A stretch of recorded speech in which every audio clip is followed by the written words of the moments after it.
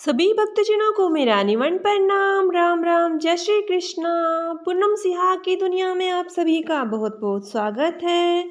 श्रीमद् भागवत महापुराण दशम स्कंद 47वां अध्याय, उद्धव तथा गोपियों की बातचीत और भ्रमर गीत। श्री सुखदेव जी कहते हैं, परीक्षित, गोपियों ने देखा कि श्री कृष्ण के सेवक उद्धव जी की आकृति और वेशभूषा श्री कृष्ण से मिलती जुलती है। घुटनों तक लंबी लंबी भुजाएं हैं, नूतन कमल दल के समान कोमल नेत्र हैं, शरीर पर पीतांबर धारण किए हुए हैं, गले में कमल पुष्पों की माला है, कानों में मणि जड़ित कुंडल झलक रहे हैं और मुखारविंद अत्यंत प्रफुल्लित है। पवित्र मुस्कान वाली गोपियों ने आपस में कहा, यह पुरुष देखने में तो बहुत सुंदर है, परंतु यह है कौन? कहाँ से आया है? किसका दूत है?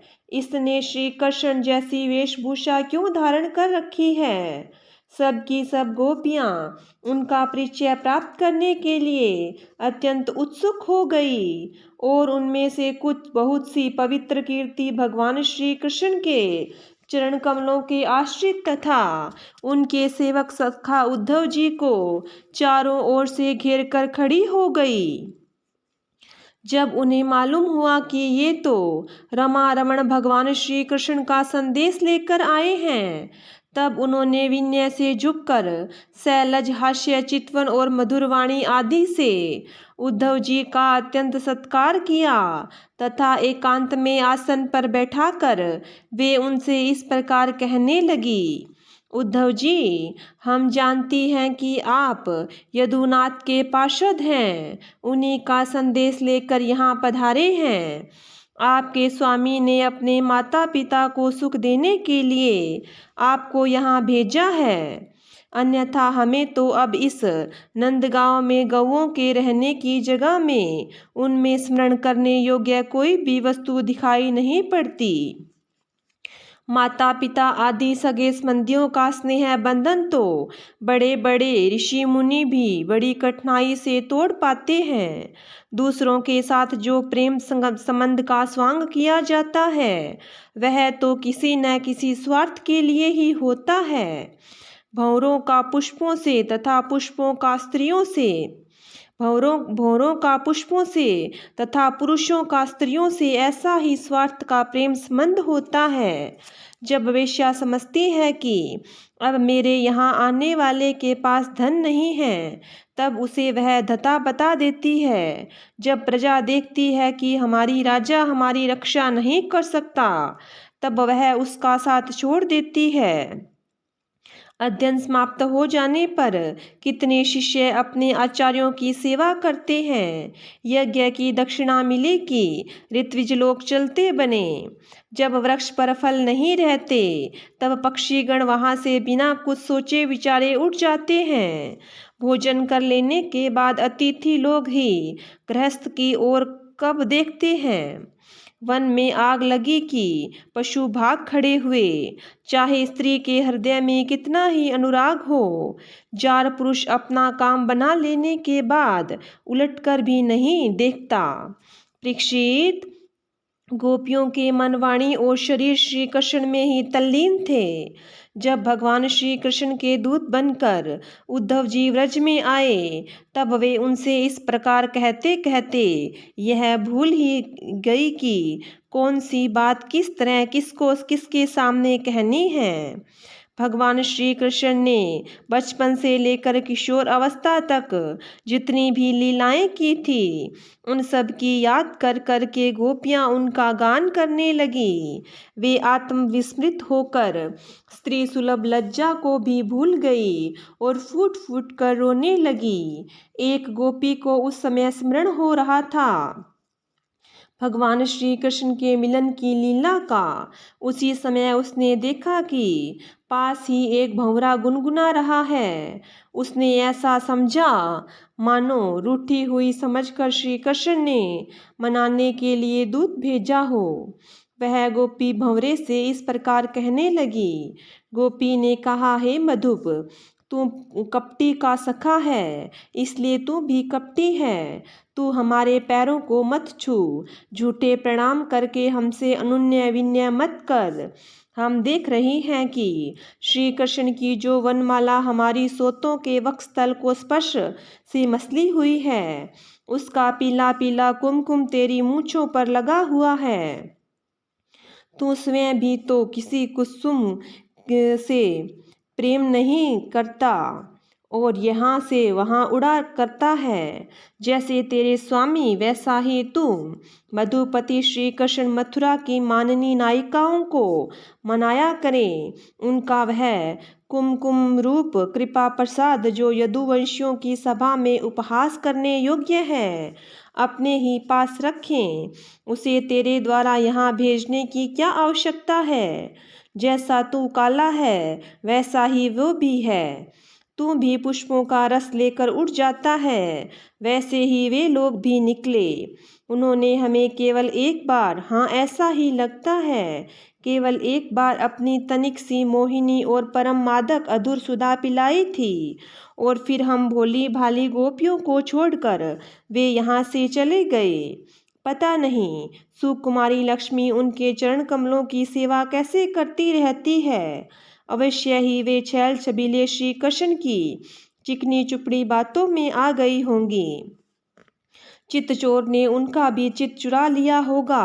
अरे भ्रमर, हम वनवासिनी हैं, हमारे तो घर द्वार भी नहीं हैं। तू हम लोगों के सामने यदुवंश शिरोमणि श्री कृष्ण का बहुत सा गुणगान क्यों कर रहा है? यह सब भला हम लोगों को मनाने के लिए ही तो। परंतु नहीं नहीं, वे हमारे लिए कोई नए नहीं हैं, हमारे लिए तो जाने पहचाने बिल्कुल पुराने हैं। तेरी चापलूसी हमारे पास नहीं चलेगी। तू जा, यहाँ से चला जा और जिनके साथ सदा विजय रहती है, उन श्री कृष्ण की मधुपुर वासिनी सखियों के सामने जाकर उनका गुणगान कर।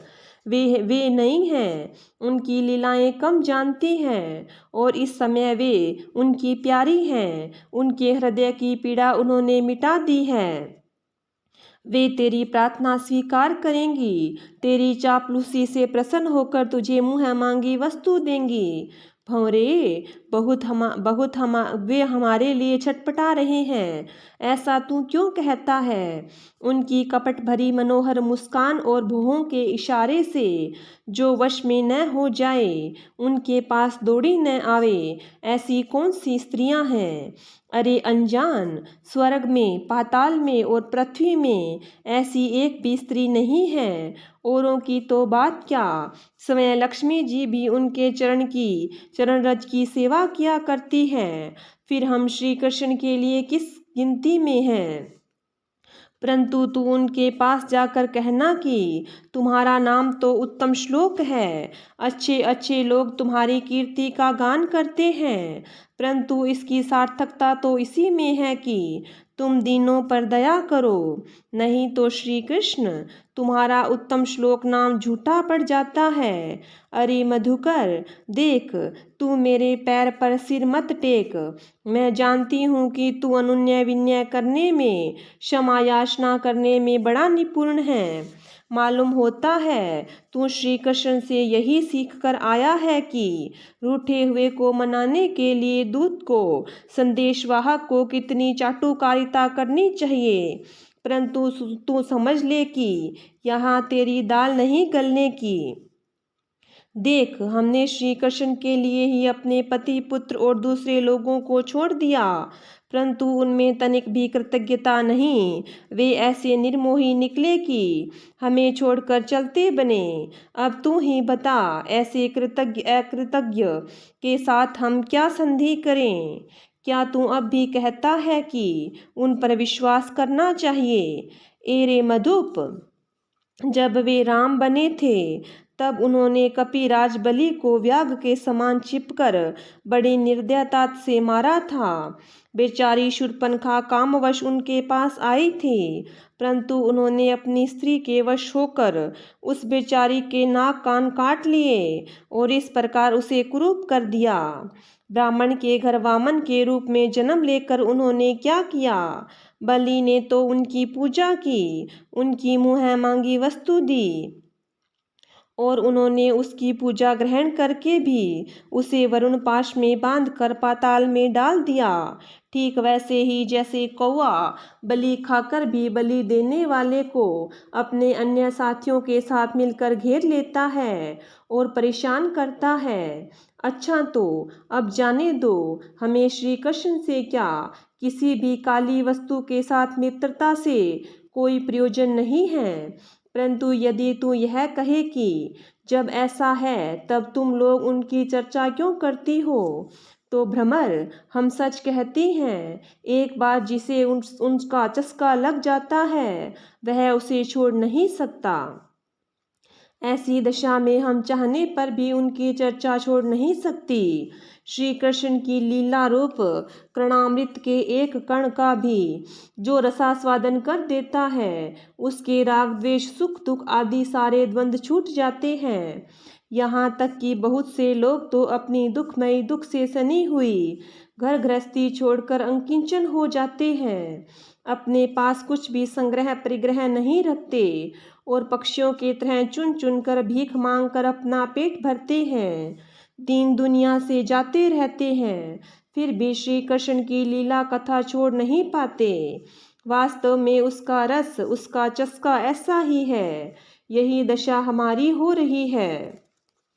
जैसे कृष्ण सारमर्ग की पत्नी भोली भाली हिरनिया व्याघ्र के सुमधुर गान का विश्वास कर लेती है और उनके जाल में फंसकर मारी जाती है, वैसे ही हम भोली भाली गोपियां भी उस छलिया कृष्ण की कपट भरी मीठी मीठी बातों में आकर उन्हें सत्य के समान मान बैठी और उनके नक्स्पर्श से होने वाली काम व्याधि का बार बार अनुभव करती रही। इसलिए श्री कृष्ण के दूत भोरो, अब इस विषय में तुम और कुछ मत कह, तुझे कहना ही है तो कोई दूसरी बात कह। हमारे प्रीतम के प्यारे सखा, जान पड़ता है तुम एक बार उधर जाकर फिर लौट आए हो। अवश्य ही हमारे प्रियतम ने मनाने के लिए तुम्हें भेजा होगा। प्रिय भ्रमर, तुम सब प्रकार के से हमारे माननीय हो। कहो तुम्हारी क्या इच्छा है, हमसे जो चाहो सो मांग लो। अच्छा, तुम सच बताओ, क्या हमें वहाँ ले चलना चाहते हो? अजी, उनके पास जाकर लौटना बड़ा कठिन है। हम तो उनके पास जा चुके हैं, परंतु तुम हमें वहाँ ले जाकर करोगे क्या? प्यारे भ्रमर, उनके साथ उनके वक्षस्थल पर तो उनकी प्यारी पत्नी लक्ष्मी जी सदा रहती है ना, तब वहाँ हमारा निर्वाह कैसे होगा? अच्छा, हमारे प्रीतम के प्यारे दूत मधुकर, हमें यह बतलाओ कि आर्यपुत्र भगवान श्री कृष्ण गुरुकुल से लौटकर मधुपुरी में अब सुख से तो है ना? क्या वे कभी नंद बाबा, यशोदा रानी, यहाँ के घर सगे संबंधी और ग्वाल बालों की भी याद करते हैं? और क्या हम दासियों की भी कोई बात कभी चलाते हैं? प्यारे भ्रमर, हमें यह भी बतलाओ कि कभी वे अपनी अगर के समान दिव्य सुगंध से युक्त भुजा हमारे सिरों पर रखेंगे क्या? क्या हमारे जीवन में कभी ऐसा शुभ अवसर भी आएगा?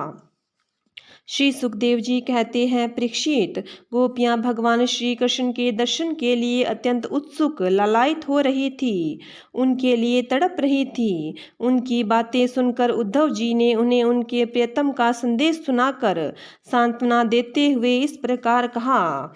उद्धव जी ने कहा, अहो गोपियों, तुम कृतकृत्य हो, तुम्हारा जीवन सफल है। देवियों, तुम सारे संसार के लिए पूजनीय हो, क्योंकि तुम लोगों ने इस प्रकार भगवान श्री कृष्ण को अपना हृदय, अपना सर्वस्व समर्पित कर दिया है। दान, व्रत, तप, होम, जप, वेदाध्ययन, ध्यान, धारणा, समाधि और कल्याण के अन्य विविध साधनों के द्वारा भगवान की भक्ति प्राप्त हो, यही प्रयत्न किया जाता है। यह बड़े सौभाग्य की बात है कि तुम लोगों ने पवित्र कीर्ति भगवान श्री कृष्ण के प्रति वही सर्वोत्तम प्रेम भक्ति प्राप्त की है और उसी का आदर्श स्थापित किया है, जो बड़े बड़े ऋषि मुनियों के लिए भी अत्यंत दुर्लभ है। सचमुच यह कितने सौभाग्य की बात है कि तुमने अपने पुत्र, पति, देह, स्वजन और घरों को छोड़कर पुरुषोत्तम भगवान श्री कृष्ण को, जो सबके परम पति हैं, पति के रूप में वर्ण किया है। महाभाग्यवती गोपियों, भगवान श्री कृष्ण के वियोग से तुमने उन इंद्रियातीत परमात्मा के प्रति वह भाव प्राप्त कर लिया है, जो सभी वस्तुओं के रूप में उनका दर्शन कराता है। तुम लोगों का यह भाव मेरे सामने भी प्रकट हुआ। यह मेरे ऊपर तुम देवियों की बड़ी दया है। मैं अपने स्वामी का गुप्त काम करने वाला दूत हूँ। तुम्हारे प्रियतम भगवान श्री कृष्ण ने तुम लोगों को परम सुख देने के लिए यह प्रिय संदेश भेजा है। कल्याणियों, वही लेकर मैं तुम लोगों के पास आया हूँ। अब उसे सुनो। भगवान श्री कृष्ण ने कहा है, मैं सबका उपादान कारण होने से सबका आत्मा हूँ, सब में अनुगत हूँ, इसलिए मुझसे कभी भी तुम्हारा वियोग नहीं हो सकता। जैसे संसार के सभी भौतिक पदार्थों में आकाश, वायु, अग्नि, जल और पृथ्वी, ये पांचों भूत व्याप्त है, इन्हीं से सब वस्तुएं बनी हैं और यही उन वस्तुओं के रूप में है, वैसे ही मैं मन, प्राण, पंचभूत, इंद्रिय और उनके विषयों का आश्रय हूँ। वे मुझ में हैं, मैं उनमें हूँ, और सच पूछो तो मैं ही उनके रूप में प्रकट हो रहा हूँ। मैं ही अपनी माया के द्वारा भूत, इंद्रिय और उनके विषयों के रूप में होकर उनका आश्रय बन जाता हूँ तथा स्वयं निमित्त भी बनकर अपने आप को रचता हूँ, पालता हूँ और समेट लेता हूँ। आत्मा माया और माया के कार्यों से पृथक है। वह विशुद्ध ज्ञान स्वरूप जड़ प्रकृति, अनेक जीव तथा अपने ही अवान्तर भेदों से रहित सर्वथा शुद्ध है। कोई भी गुण उसका स्पर्श नहीं कर पाते। माया की तीन वृत्तियां हैं, सुषुप्ति, स्वप्न और जागृत। इनके द्वारा वही अखंड अनंत बोध स्वरूप आत्मा कभी प्राज्ञ तो कभी तेजस और कभी विश्व रूप से प्रतीत होता है। मनुष्य को चाहिए कि वह समझे कि स्वप्न में दिखने वाले पदार्थों के समान ही जागृत अवस्था में इंद्रियों के विषय भी प्रतीत हो रहे हैं, वे मिथ्या हैं। इसलिए उन विषयों का चिंतन करने वाले मन और इंद्रियों को रोक ले और मानो सोकर उठा हो। इस प्रकार जगत की स्वाप्निक विषयों को त्याग कर मेरा साक्षात्कार करें। जिस प्रकार सभी नदियां घूम फिरकर समुद्र में पहुंचती हैं, उसी प्रकार मनस्वी पुरुषों का वेदाभ्यास, योग साधन, अनात्म विवेक, त्याग, तपस्या, इंद्रिय संयम और सत्य आदि समस्त धर्म मेरी प्राप्ति में ही समाप्त होते हैं। सबका सच्चा फल है मेरा साक्षात्कार, क्योंकि वे सब मन के निरुद्ध करके मेरे पास पहुंचाते हैं। मन को निरुद्ध करके मेरे पास पहुंचाते हैं।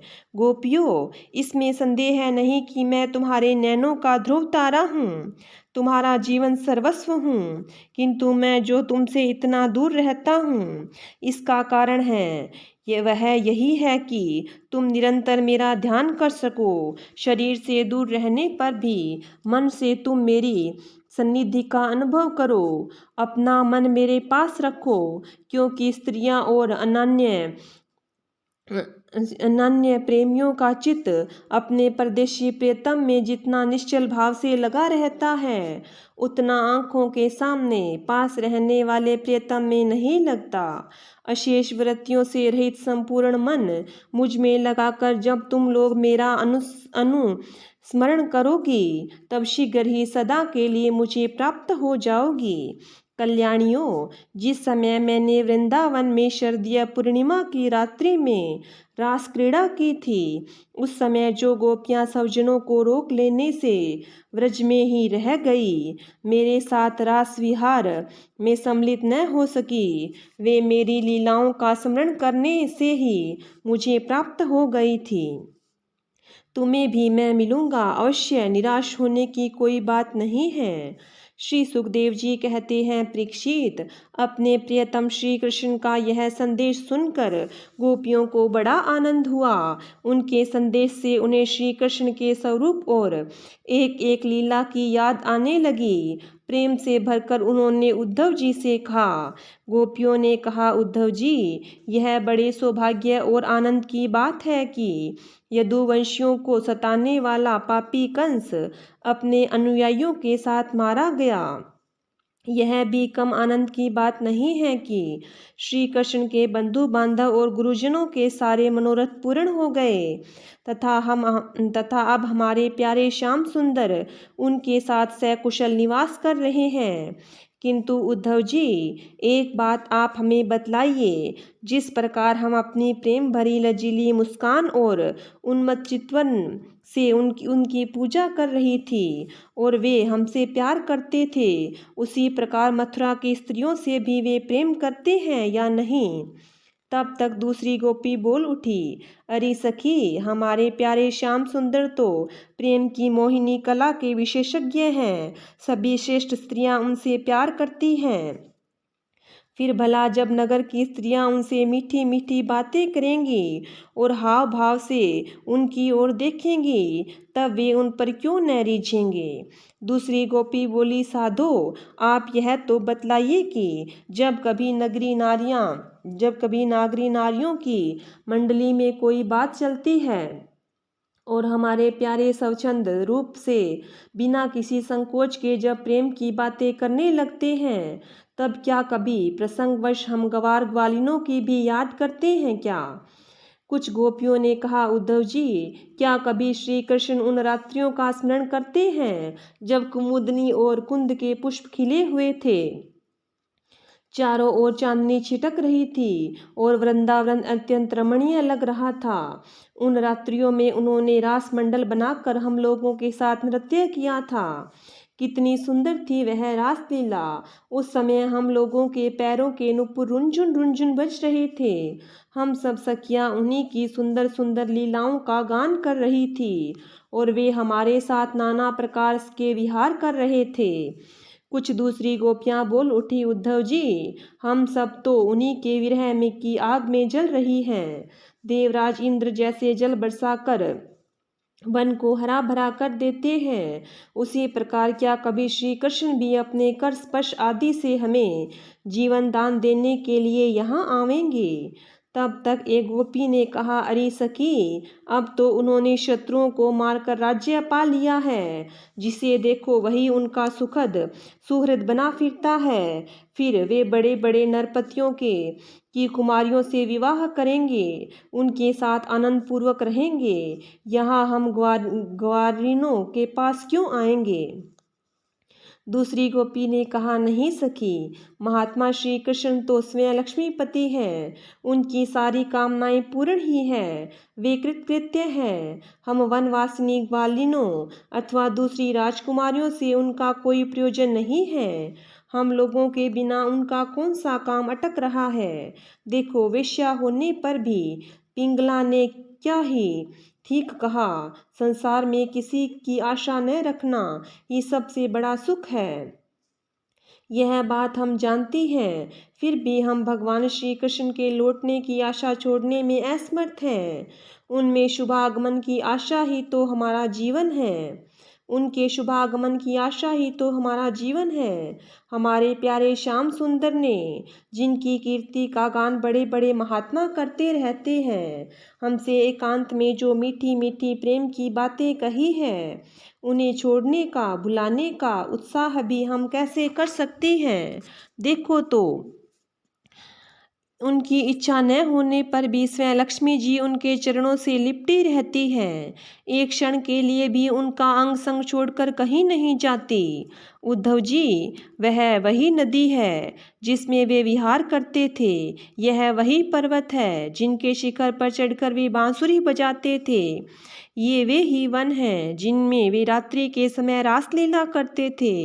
और वे ये ही गौएं हैं जिनको चराने के लिए वे सुबह शाम हम लोगों को देखते हुए आते जाते थे।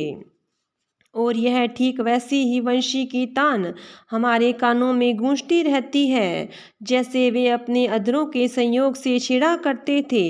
बलराम जी के साथ श्री कृष्ण ने इस सभी का सेवन किया है।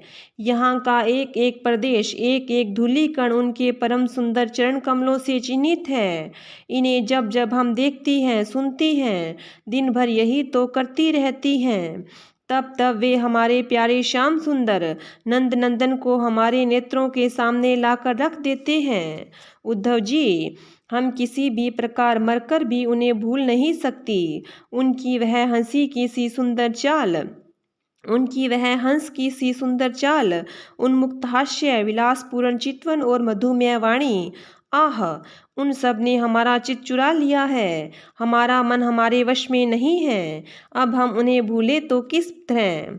हमारे प्यारे श्री कृष्ण, तुम ही हमारे जीवन के स्वामी हो, सर्वस्व हो। प्यारे, तुम लक्ष्मीनाथ हो तो क्या हुआ, हमारे लिए तो व्रजनाथ ही हो। हम व्रज गोपियों के एकमात्र तुम ही सच्चे स्वामी हो। श्याम सुंदर, तुमने बार बार हमारी व्यथा मिटाई है, हमारे संकट काटे हैं। गोविंद, तुम गौओं से बहुत प्रेम करते हो, क्या हम गौवें नहीं हैं। तुम्हारा यह सारा गोकुल जिसमें ग्वाल बाल, माता पिता, गौवें और हम गोपियां सब कोई है, दुख के अपार सागर में डूब रहा है। तुम इसे बचाओ, आओ हमारी रक्षा करो। श्री सुखदेव जी कहते हैं, प्रिय परीक्षित, भगवान श्री कृष्ण का प्रिय संदेश सुनकर गोपियों की विरह की व्यथा शांत हो गई। वे इंद्रियातीत भगवान श्री कृष्ण को अपने आत्मा के रूप में सर्वत्र स्थित समझ चुकी थी। अब वे बड़े प्रेम और आदर से उद्धव जी का साक्षात्कार करने लगी। उद्धव जी गोपियों की विरह व्यथा मिटाने के लिए कई महीने तक वहीं रहे। वे भगवान श्री कृष्ण की अनेकों लीलाएं और बातें सुना सुना कर व्रजवासियों को आनंदित करते रहते। नंद बाबा के व्रज में जितने दिनों तक उद्धव जी रहे, उतने दिनों तक भगवान श्री कृष्ण की लीला की चर्चा होते रहने के कारण ब्रिजवासियों को ऐसा जान पड़ा मानो अभी एक ही क्षण हुआ हो। भगवान के परम प्रेमी भक्त उद्धव जी कभी नदी तट पर जाते, कभी वनों में विहरते और कभी गिरिराज की घाटियों में विचरते, कभी रंग बिरंगे फूलों से लदे हुए वृक्षों में ही रम जाते।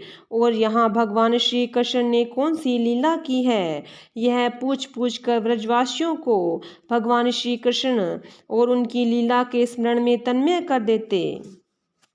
उद्धव जी ने व्रज में रहकर गोपियों की इस प्रकार की प्रेम विकलता तथा और भी बहुत सी प्रेम चेष्टाएं देखी। उनकी इस प्रकार श्री कृष्ण की तन्मयता देखकर वे प्रेम और आनंद से भर गए। अब वे गोपियों को नमस्कार करते हुए इस प्रकार गान करने लगे, इस पृथ्वी पर केवल इन गोपियों का ही शरीर धारण करना श्रेष्ठ एवं सफल है, क्योंकि ये सर्वात्मा भगवान श्री कृष्ण के परम प्रेम में दिव्य महाभाग में स्थित है।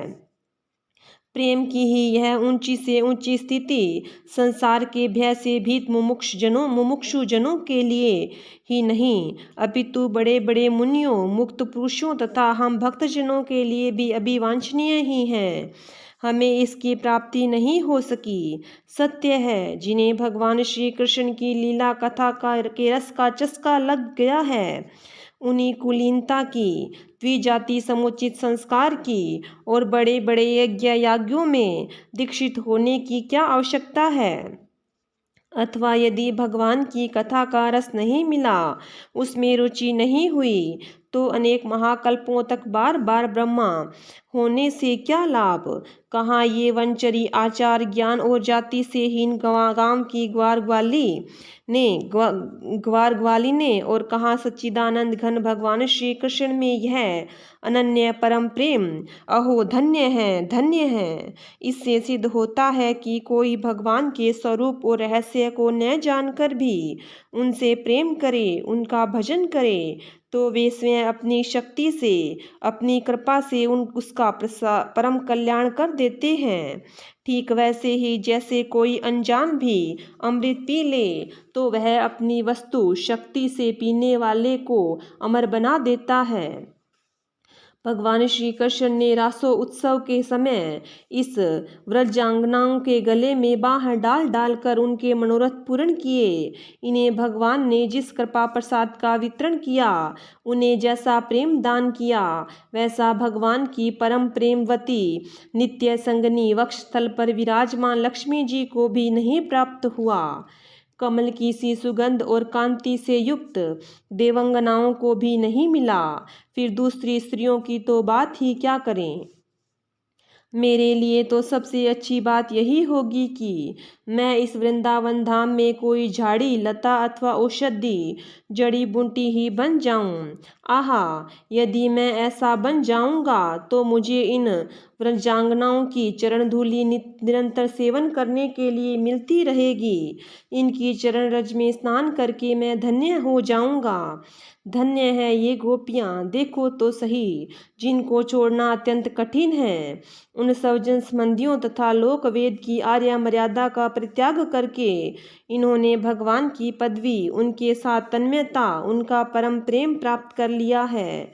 औरों की तो बात ही क्या, भगवद्वाणी उनकी निश्वास रूप स्मश श्रुतियाँ उपनिषदें भी अब तक भगवान के परम प्रेम्य स्वरूप को ढूंढती ही रहती है, प्राप्त नहीं कर पाती। समय भगवती लक्ष्मी जी जिनकी पूजा करती रहती है, ब्रह्मा शंकर आदि परम समर्थ देवता, पूर्ण काम आत्माराम और बड़े बड़े योगेश्वर अपने हृदय में जिनका चिंतन करते रहते हैं, भगवान श्री कृष्ण के उन्हीं चरणारविंदों को रास लीला के समय गोपियों ने अपने वक्षस्थल पर रखा और उनका आलिंगन करके अपने हृदय की जलन विरह व्यथा शांत की। नंद बाबा के व्रज में रहने वाली गोपांगनाओं की चरण धूलि को मैं बार बार प्रणाम करता हूँ, उसे सिर पर चढ़ाता हूँ। आहा, इन गोपियों ने भगवान श्री कृष्ण की लीलाओं के संबंध में जो कुछ गान किया है, वह तीनों लोकों को पवित्र कर रहा है और सदा सर्वदा पवित्र करता रहेगा। श्री सुखदेव जी कहते हैं, परीक्षित, इस प्रकार कई महीनों तक व्रज में रहकर उद्धव जी ने जब मथुरा जाने के लिए गोपियों से, नंद बाबा से और यशोदा मैया से आज्ञा प्राप्त की, ग्वाल बालों से विदा लेकर वहां से यात्रा करने के लिए वे रथ पर सवार हुए। जब उनका रथ व्रज से बाहर निकला, तब नंद बाबा आदि गोपगण बहुत सी भेंट की सामग्री लेकर उनके पास आए और आंखों में आंसू भरकर उन्होंने प्रेम से कहा, उद्धव जी, अब हम यही चाहते हैं कि हमारे मन की एक एक वृत्ति, एक एक संकल्प श्री कृष्ण के चरण कमलों के ही आश्रित रहे, उन्हीं की सेवा के लिए उठे और उन्हीं में लगी भी रहे। हमारी वाणी नित्य निरंतर उन्हीं के नामों का उच्चारण करती रहे और शरीर उन्हीं को प्रणाम करने उन्हीं की आज्ञा पालन और सेवा करने में लगा रहे। उद्धव जी, हम सच कहते हैं, हमें मोक्ष की इच्छा बिल्कुल नहीं है। हम भगवान की इच्छा से अपने कर्मों के अनुसार चाहे जिस योनि में जन्म ले, वहाँ शुभ आचरण करें, दान करें और उसका फल यही पावें कि हमारे अपने ईश्वर श्री कृष्ण में हमारी प्रीति उत्तरोत्तर बढ़ती रहे। प्रिय परीक्षित, नंद बाबा आदि गोपों ने इस प्रकार श्री कृष्ण भक्ति के द्वारा उद्धव जी को प्रसन्न किया, उद्धव जी का सम्मान किया। अब वे भगवान श्री कृष्ण के द्वारा सुरक्षित मथुरापुरी में लौट आए। वहां पहुंचकर उन्होंने भगवान श्री कृष्ण को प्रणाम किया और उन्हें व्रजवासियों की प्रेममयी भक्ति का उद्रेक जैसा उन्होंने देखा था कह सुनाया। इसके बाद नंद बाबा ने भेंट की जो सामग्री दी थी, वह उनको वसुदेव, बलराम जी और राजा उग्रसेन को दे दी। श्रीमद् भागवत महापुराण दशम स्कंद 47वां अध्याय समाप्त। बोलिए विष्णु भगवान की जय हो। बोलिए कृष्ण भगवान की जय हो।